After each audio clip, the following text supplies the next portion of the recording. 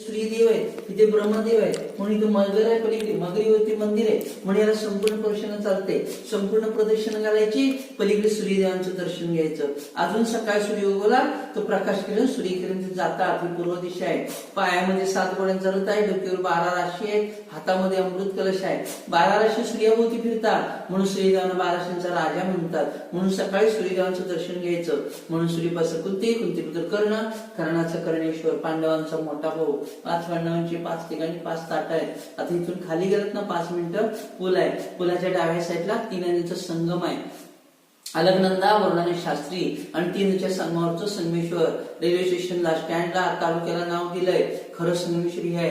इथून 20 किलोमीटर शृंगारपूर गाव आहे. ते संभाजींची सासरवाडी, येसुबाईंचं माहेर.